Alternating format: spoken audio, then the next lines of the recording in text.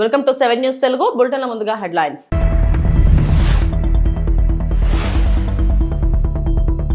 కొనసాగుతున్న ఏపీ మంత్రివర్గ సమావేశం, కీలక అంశాలపై చర్చ.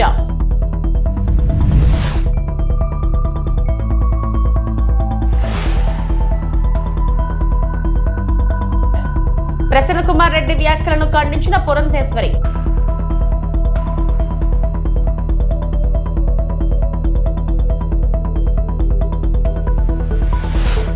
ఆగస్టు 15 నుంచి మహిళలకు ఉచిత బస్సు ప్రయాణం.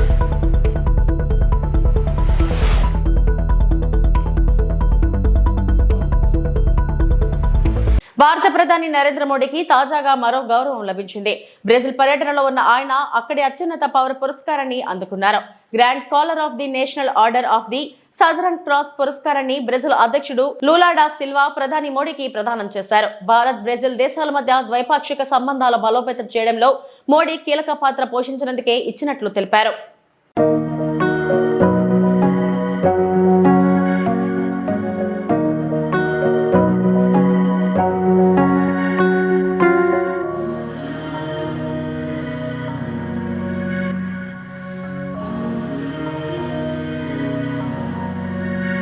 ఏపీ సచివాలయంలో సీఎం చంద్రబాబు అధ్యక్షతన రాష్ట్ర మంత్రివర్గ సమావేశం కొనసాగుతుంది. ఇందులో 50వ సిఆర్డీఏ సమావేశం నిర్ణయాలకు కేబినెట్ ఆమోదం తెలుపనుంది. అమరావతిలో ఎమ్మెల్యే, ఎమ్మెల్సీలు, ఐఏఎస్ అధికారుల నివాస సముదాయాలపై చర్చించనున్నారు. భవనాల పూర్తికి పరిపాలనా అనుమతులు మంజూరు చేయనున్నారు.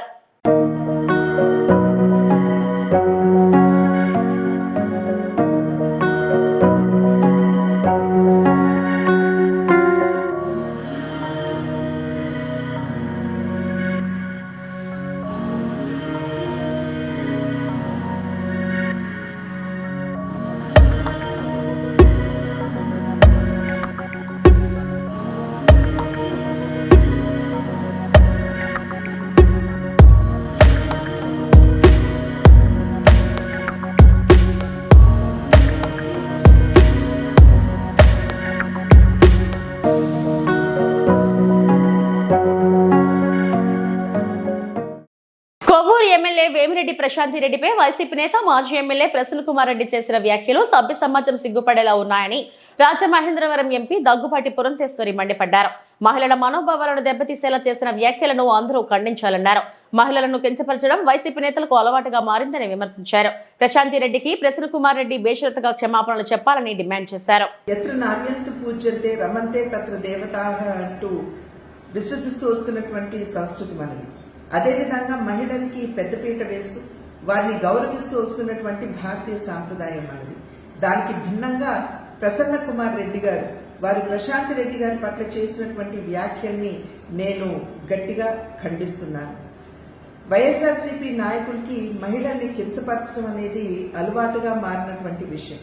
అమరావతిలోని మహిళల్ని మనం నోటితో కూడా చెప్పలేనటువంటి భాషలో వారిని కించపరచడం, అదేవిధంగా శాసనసభలో ఉన్నటువంటి మహిళల్ని శాసనసభ వెలుపల ఉన్నటువంటి మహిళల్ని సైతం వ్యక్తిత్వ హననం చేయడం మనందరికీ తెలియనటువంటి విషయం కాదు. 6 పర్యాయాలు ఎమ్మెల్యేగా గెలిచి ఈ రకంగా మహిళల్ని కించపరుస్తూ అవమానపరుస్తూ చేస్తున్నటువంటి వ్యాఖ్యలు ఇవి సభ్య సమాజం ఆమోదించనిది, స్వాగతించనిది అని చెప్పి వారికి తెలియజేస్తున్నాను. అదేవిధంగా వారికి నేను చెప్పేటువంటి విషయం, ఏదైతే ప్రశాంతి రెడ్డి గారి పట్ల వారు చేసినటువంటి వ్యాఖ్యలు ఉన్నాయో వాటిని ఒక్కసారి వారి తల్లి గారికి, వారి భార్య గారికి చూపమని చెప్పి నేను చేసినటువంటి అభ్యర్థన. వారు కనుక దాన్ని ఆమోదించినట్లయితే, వారి ప్రసన్న కుమార్ రెడ్డి గారి భాషను కనుక ఆమోదించినట్లయితే ఇప్పుడు నేను చేసేటువంటి డిమాండ్ని వెనక్కి తీసుకుంటానని చెప్పి నేను తెలియజేస్తున్నాను. నా డిమాండ్ ఏమిటంటే, ఎటువంటి షరతులు లేకుండా ప్రశాంతి రెడ్డి గారికి బాహాటంగా ప్రసన్న కుమార్ రెడ్డి గారు క్షమాపణలు చెబుతూ వారు చేసినటువంటి వ్యాఖ్యల్ని వెనక్కి తీసుకోవాలి అని చెప్పి నేను వారికి తెలియజేస్తున్నటువంటి విషయం. ఆగస్టు 15 నుంచి మహిళలకు ఉచిత బస్సు ప్రయాణం పథకాన్ని సమర్థంగా అమలు చేసేందుకు ఆర్టీసీ సన్నద్ధమవుతుంది. సంస్థ చైర్మన్ కొనకళ్ళ నారాయణ అధ్యక్షతన సమావేశమైన ఏపీఎస్ఆర్టీసీ పాలక మండలి ఉచిత బస్సు ప్రయాణం సహా పలు కీలక అంశాలపై చర్చించి నిర్ణయాలకు ఆమోదం తెలిపింది. బస్సుల్లో రద్దీ పెరిగితే దానికి అనుగుణంగా ఎక్కడికక్కడ అదనంగా అద్దె బస్సులు ప్రవేశపెట్టాలని నిర్ణయించారు. రాబోయే రోజుల్లో రాష్ట్రంలో అన్ని ఎలక్ట్రిక్ బస్సులే ప్రవేశపెట్టాలని సీఎం ఆదేశించిన దృష్ట్యా అందుకు అనుగుణంగా ఆర్టీసీ బోర్డు సమావేశంలో నిర్ణయం తీసుకున్నారు. కారుణ్య నియామకాలు చేపట్టాలని నిర్ణయించారు. రాబోయే రోజుల్లో అన్ని ఎలక్ట్రిక్ బస్సులు పెట్టాలనేది చంద్రబాబు నాయుడు గారి ఆలోచన. కారుణ్య నియామకాల కింద వారి కుటుంబ సభ్యులకు ఉద్యోగాలు ఇచ్చే దీని మీద చర్చ జరిగింది. అవుట్ సోర్సింగ్ ఎంప్లాయీస్ కి ప్రావిడెంట్ ఫండ్, ఈఎస్ఐ కూడా కట్టాలి అనేది ఖచ్చితంగా దాన్ని పర్యవేక్షించాలనేది ఆర్టీసీ అధికారులు ఆ బాధ్యత తీసుకున్నారు. మహిళలకు ఉచితంగా బస్సు ప్రయాణం ఏర్పాటు చేస్తే ఆ సమయంలో మనకి ఎంప్లాయీస్ షార్టేజ్ వస్తుంది. అర్జెంటుగా అవసరం వస్తే కాల్ డ్రైవర్స్ కానీ కాల్ కండక్టర్స్ కానీ పిలిపించుకుని వాళ్ళని పెట్టుకుని ఈ ఆర్టీసీ నడపాలనుకుంటున్నాం. లేడీస్ ప్రయాణం ఉచితం అన్నప్పుడు ట్రాఫిక్ పెరిగే అవకాశం ఉంది. దానికి గాను చంద్రబాబు నాయుడు గారు ఏ రకమైన పాలసీ నిర్ణయిస్తే ఆ పాలసీని అమలు చేసేందుకు గాను చాలా తయారుగా ఉన్నాం. విజిలెన్స్ అనేది ఆర్టీసీలో అవసరం అని భావించాం. ఐజీ స్థాయిలో ఒక పోలీస్ డిపార్ట్మెంట్ నుంచి తీసుకోవాలి, అలాగే ఏఎస్పీ స్థానంలో ఒక పోలీస్ ఆఫీసర్ని తీసుకోవాలి, అలాగే డిఎస్పీలను కూడా తీసుకోవాలి. కొంతమంది ముఖ్యమైన వాళ్ళని కూడా రోస్టర్ సిస్టంలో, రొటేటరీ సిస్టంలో వాళ్ళు పోలీసులు ఇక్కడికి వస్తూ ఉంటారు, కొంతకాలం జాబ్ చేస్తూ ఉంటారు, మళ్ళీ వాళ్ళు రిలీవ్ అయ్యి వెళ్ళిపోతారు, వాళ్ళ ప్లేస్లో ఇంకోళ్ళు వస్తారు. దానివల్ల ఆర్టీసీలో సెక్యూరిటీ భద్రత పెంచడం కోసం ఈ నిర్ణయం తీసుకోవడం జరిగింది. రాష్ట్రంలో మహిళలను అవమానపరిచే విధంగా, కించపరిచే విధంగా వైసీపీ నేతలు వ్యవహరించడం సిగ్గుచేటని తణుకు ఎమ్మెల్యే ఆర్మిల్లి రాధాకృష్ణ విమర్శించారు. నెల్లూరు జిల్లాకు చెందిన వైసీపీ నేత ప్రసన్న కుమార్ రెడ్డి మహిళలపై చేసిన వ్యాఖ్యలను ఆయన తీవ్రంగా ఖండించారు. బుధవారం తణుకు పట్టణ పరిధిలోని 32, 33 వార్డుల్లో సుపరిపాలనలో తొలి అడుగు కార్యక్రమంలో భాగంగా ఇంటింటికి తిరిగిన ఎమ్మెల్యే రాధాకృష్ణ గత ఏడాది కాలంగా అందుతున్న సంక్షేమ పథకాలను అడిగి తెలుసుకున్నారు. బుధవారం తణుకు పట్టణ పరిధిలోని 32, 33 వార్డుల్లో సుపరిపాలనలో తొలి అడుగు కార్యక్రమంలో భాగంగా ఇంటింటికి తిరిగిన ఎమ్మెల్యే రాధాకృష్ణ గత ఏడాది కాలంగా అందుతున్న సంక్షేమ పథకాలను అడిగి తెలుసుకున్నారు. ఈ సందర్భంగా ఎమ్మెల్యే మాట్లాడుతూ గత వైఎస్ఆర్సీపీ ప్రభుత్వానికి ప్రస్తుత కూటమి ప్రభుత్వానికి వ్యత్యాసాన్ని ప్రజలు గమనిస్తున్నారని అన్నారు. రాష్ట్రంలో మహిళల ఆత్మస్థైర్యాన్ని దెబ్బతీసి రాజకీయ లబ్ధి పొందాలనే ఉద్దేశంతో వైసీపీ నేతలు చేస్తున్న వ్యాఖ్యలు సరికాదన్నారు. ప్రశాంతి రెడ్డిపై ప్రసన్న కుమార్ చేసిన వ్యాఖ్యలను రాష్ట్రంలోని మహిళలు ముక్త కంఠంతో వ్యతిరేకిస్తున్నారని అన్నారు. తొలి అడుగు కార్యక్రమం తణుకు పట్టణం 32, 33 వార్డుల్లో నిర్వహించడం జరుగుతుంది. ముఖ్యంగా ప్రతి ఇంటికి కూడా వెళ్ళి వారికి అందినటువంటి సంక్షేమాన్ని తెలియజేయడంతో పాటుగా వారికి ఇంకా ఏదైతే సమస్యలు ఉన్నాయో వాటన్నింటినీ కూడా పరిగణలోకి తీసుకుని భవిష్యత్తులో ప్రజా అవసరాలు తీర్చే విధంగా ఈ సుపరిపాలన తొలి అడుగుని ఒక వేదికగా ఉపయోగించుకోవడం జరుగుతుంది. ఈరోజు ముఖ్యంగా ప్రజలందరూ కూడా బేరీజు వేసుకుంటున్నారు. వైఎస్ఆర్ కాంగ్రెస్ పార్టీ పరిపాలన ఏ విధంగా ఉంది, ఈరోజు కూటమి ప్రభుత్వ పరిపాలన ఏ విధంగా ఉంది అనేది ప్రజలందరూ కూడా బేరీజు వేసుకుని వారందరూ కూడా ఏ ఇంటికి వెళ్ళినా ఒకటే చెప్తున్నారు, ఈ ప్రభుత్వ పరిపాలన చాలా బాగుందని తమ ఆనందాన్ని, హర్షాన్ని వ్యక్తం చేస్తున్నారు. మనందరం కూడా చూసాం, వైఎస్ఆర్ కాంగ్రెస్ పార్టీ అధికారంలో ఉండగా జగన్మోహన్ రెడ్డి నుంచి కింది స్థాయి వరకు ఎటువంటి అరాచకాలు చేశారో, ఎటువంటి దాడులు చేశారో, మహిళల పట్ల ఏ విధంగా ప్రవర్తించారో అదే విధంగా మనందరం కూడా చూసాం. ఈరోజు చంద్రబాబు నాయుడు గారి ప్రభుత్వంలో ఈరోజు మహిళల పట్ల అన్ని విధాలుగాను కూడా వారికి గౌరవం కల్పించే విధంగా, మహిళలందరికీ కూడా ఒక ఆత్మవిశ్వాసాన్ని కల్పించే విధంగా ఈ ప్రభుత్వం వారికి అండగా నిలబడుతూ పెన్షన్లు కానీ, తల్లికి వందనం కానీ, ఇంటింటికి రేషన్ కానీ, అదేవిధంగా ఈరోజు మనకిచ్చేటటువంటి గ్యాస్ సిలిండర్లు కానీ, ఉచిత బస్సు ప్రయాణం కానీ, ఈ విధంగా మహిళల పట్ల ఎంతో గౌరవంతో ఈ ప్రభుత్వం అనేక సంక్షేమ కార్యక్రమాలని చేస్తుంది. కానీ మనందరం కూడా చూస్తున్నాం, వైఎస్ఆర్ కాంగ్రెస్ పార్టీ నాయకులు జగన్మోహన్ రెడ్డి నుంచి మాజీ ఎమ్మెల్యేలు, మాజీ మంత్రులు ఏ విధంగా మహిళల పట్ల వీళ్ళు హీనాతిహీనమైనటువంటి కామెంట్స్ చేస్తున్నారో మనందరం కూడా చూసాం. నిన్నటి సంఘటన కూడా రాష్ట్ర వ్యాప్తంగా మహిళలందరినీ కూడా అవమానపరిచే విధంగా, ప్రతి ఒక్కరూ కూడా ముక్కును వేలేసుకునే విధంగా ఏదైతే మన నెల్లూరు జిల్లాకు సంబంధించినటువంటి ప్రసన్న కుమార్ రెడ్డి చేసినటువంటి వ్యాఖ్యలు, అక్కడ ఉన్నటువంటి స్థానిక శాసనసభ్యురాలు శ్రీమతి ప్రశాంతి రెడ్డి గారి మీద చేసినటువంటి వ్యాఖ్యలు చాలా జుగుత్సాకరంగా ఉన్నాయనేది ఈరోజు మనందరం కూడా గ్రహించాలి. వారు అన్ని విధాలుగాను కూడా మహిళలను అవమానపరచడం, మహిళల్ని కించపరిచే విధంగా వారు కామెంట్స్ చేయటం, వారు ఆత్మస్థైర్యాన్ని దెబ్బతీయాలి, వారిని ఏ విధంగా కృంగతీయాలి, రాజకీయ లబ్ధి పొందాలి అనే విధంగా ఈరోజు వారు ప్రవర్తించడం. ఈరోజు ప్రసన్న కుమార్ రెడ్డి ఏదైతే వ్యాఖ్యలు చేశారో ప్రశాంత్ రెడ్డి గారి మీద, వాటిని పూర్తిగా ఖండిస్తున్నాం. ఈరోజు మహిళలందరూ కూడా దాన్ని ముక్త కంఠంతో రాష్ట్ర వ్యాప్తంగా కూడా ఖండిస్తున్నారు. ఈరోజు అటువంటి వారందరూ కూడా ఏదైతే ఒక విధానానికి అలవాటు పడినటువంటి పార్టీ వైఎస్ఆర్ కాంగ్రెస్ పార్టీ, వారి నాయకుడు ఏ విధంగా ఉంటున్నాడో వీళ్ళు కూడా అదే విధంగా ఈరోజు రాష్ట్రంలో అందరినీ కూడా ఏదో విధంగా అవమానపరచాలి, అదేవిధంగా వాళ్ళ ఆత్మస్థైర్యాన్ని దెబ్బతీయాలి, రాజకీయ లబ్ధి పొందాలనే విధంగానే వాళ్ళ ప్రవర్తన ఉంటుంది. ఇది తీవ్రంగా మనందరం కూడా ఖండించాల్సినటువంటి అవసరం ఉంది. నిన్న ఆయన చేసినటువంటి కామెంట్స్ అన్నీ కూడా 10 మందిలోనూ కూడా చెప్పుకోలేనటువంటి పరిస్థితి. ఆ విధంగా ప్రశాంత్ రెడ్డి గారి మీద చేసినటువంటి కామెంట్స్ కూడా చాలా దారుణంగా ఉన్నాయి. దాన్ని ప్రజలందరూ కూడా ముక్తకంఠంతో ఖండిస్తున్నారు. ఈరోజు అటువంటి వ్యక్తుల మీద ప్రభుత్వం కూడా చర్యలు తీసుకోవాలి, కేసులు కట్టి లోన్ వేయాల్సినటువంటి అవసరం ఉంది. ఈరోజు భవిష్యత్తులో ఎవరో కూడా ఇటువంటి తప్పిదాలు చేయకుండా మహిళలకు రక్షణగా నిలబడి మహిళల గౌరవం నిలిపే విధంగా ఈరోజు అందరూ కూడా ఉండాల్సినటువంటి అవసరం ఉంది. ఈరోజు అటువంటి పరిస్థితి నుంచి వైఎస్ జగన్మోహన్ రెడ్డి ప్రతిదీ కూడా రాజకీయం చేయాలి, రాజకీయ లబ్ధి పొందాలనే విధంగా ఈరోజు ఆయన చేస్తున్నటువంటి అధికారంలో ఉన్నప్పుడు కనీసం కాలు కూడా బయట పెట్టలేదు. ఈరోజు ప్రతి చోటకి నేను వెళ్తానని చెప్పి పరామర్శలని చెప్పి అక్కడ ఏమైనా దాడులు చేసే విధంగా ముందుకు వెళ్తాం కూడా ఈరోజు ప్రతి ఒక్కరూ కూడా ఖండిస్తున్నారు. ఈ విధంగా వైఎస్ఆర్ కాంగ్రెస్ పార్టీ నాయకులు కానీ వైఎస్ఆర్ కాంగ్రెస్ పార్టీ శ్రేణులు కానీ తెలుసుకోవాల్సింది ఒకటే, ప్రజలు మీకు 11 సీట్లు ఇచ్చారు మీరు చేసినటువంటి నిర్వాహకం వలన. భవిష్యత్తులో అది కూడా లేకుండా చేస్తారు మీరు ఇదే విధంగా ప్రవర్తిస్తే. మితిమీరిగా రాజకీయాల్లో అన్ని విధాలుగాను వ్యక్తిగత దాడులు చేస్తూ మీరు ఈ విధంగా ప్రవర్తిస్తే భవిష్యత్తులో ఈ సీట్లు కూడా రావు. ఆ విధంగా మనందరూ కూడా వాళ్ళు అన్నీ కూడా దృష్టిలో పెట్టుకుని వారి పద్ధతులు మార్చుకుని వైఎస్ఆర్ కాంగ్రెస్ పార్టీ నాయకులు సరైనటువంటి మార్గాల్లో నడిచే విధంగా వారి నాయకులు వారందరూ కూడా సమీక్ష చేసుకుని ముందుకు వెళ్ళాలని ఈ సందర్భంగా తెలియజేస్తారు. జగన్ బంగారుపాలెం పర్యటనకు అనుమతి, పోలీసుల పటిష్ట ఏర్పాట్లు, ప్రజలకు శాంతి పిలుపు. చిత్తూరు జిల్లా బంగారుపాలెం పులివెందుల ఎమ్మెల్యే వైఎస్ జగన్మోహన్ రెడ్డి బంగారుపాలెం పర్యటనకు పోలీసులు కొన్ని షరతులతో కూడిన అనుమతిని మంజూరు చేశారు. ప్రజల శ్రేయస్సు, శాంతి భద్రత పరిరక్షణ దృష్ట్యా ఈ చర్యలు తీసుకున్నారు. మామిడియార్డులో జరిగే సమావేశానికి కేవలం 500 మందికి మాత్రమే అనుమతి ఇవ్వగా హెలీప్యాడ్ వద్ద 30 మంది ముఖ్య నేతలకు మాత్రమే ప్రవేశం కల్పించనున్నట్లు అధికారులు వెల్లడించారు. ఈ పర్యటనకు ఉదయం 11 గంటల నుండి మధ్యాహ్నం 2 గంటల వరకు మాత్రమే అనుమతి ఉంటుంది. పర్యటన సందర్భంగా సీసీ కెమెరాలతో పటిష్ట నిఘా, పోలీసుల భారీ బందోబస్తు ఏర్పాటు చేయబడుతుంది. అనుమతికి మించిన జన సమీకరణ, బయట జిల్లా ప్రజలను తరలించేందుకు ప్రయత్నాలు, డబ్బు, మద్యం, పెట్రోల్ పంపిణీ ద్వారా జన సమీకరణకు యత్నాలు జరుగుతున్న నేపథ్యంలో 377 మందికి నోటీసులు, 55 మందిపై కేసులు నమోదు చేశారు. అందరికీ నమస్కారం. ఈ నెల 9వ తారీఖున బంగారుపాళ్యం మండలంలో మ్యాంగో మార్కెట్ యార్డ్కి ఎక్సీఎం గారు వస్తున్న దృష్ట్యా ఇప్పటికే పోలీసులు పర్మిషన్ ఇవ్వడం జరిగింది.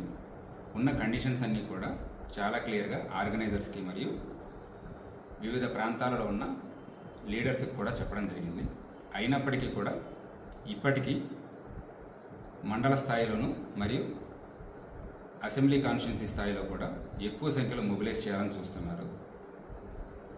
ఫీల్డ్ లెవెల్లో మేము ఇన్ఫర్మేషన్ తీసుకున్న తర్వాత ఇప్పటికీ కూడా సుమారుగా పొంగనూరు నుంచి 4000 మందిని, పూతలపట్టు నుంచి 9000 మందిని, చిత్తూరు నుంచి 5000 మందిని, పలమనేరు నియోజకవర్గం నుంచి 4000 మందిని కూడా మొబిలైజ్ చేయాలని చూస్తున్నారు. పోలీసులు ఎంతగా చెప్పిన తర్వాత కూడా బైక్స్లో మొబిలైజ్ చేస్తామని అన్ని రకాలుగా ట్రై చేస్తున్నారు.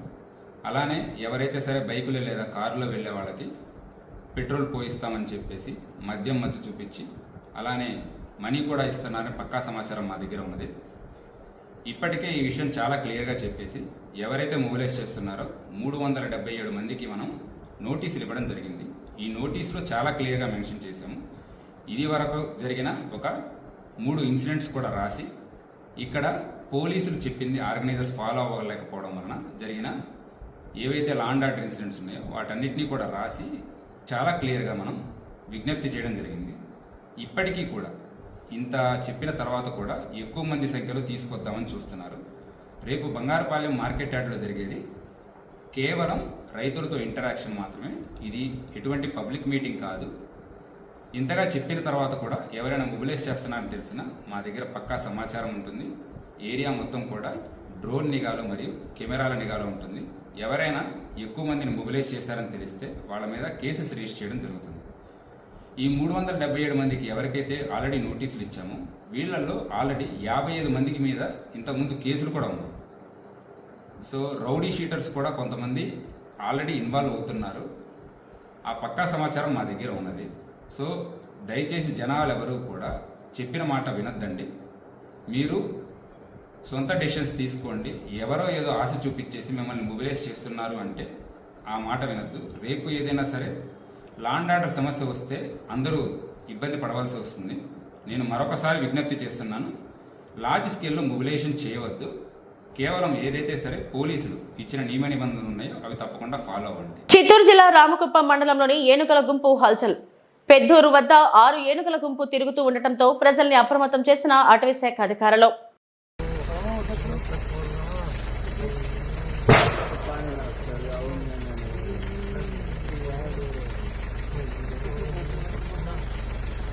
ఐదుండాయి చిన్న చిన్న పుల్లలు, ఐదే ఆడ పోయే కూడా దావలేనట్టుంది పాపం. లేదు ఉండు అట్లే పోతుంది ఉండదు.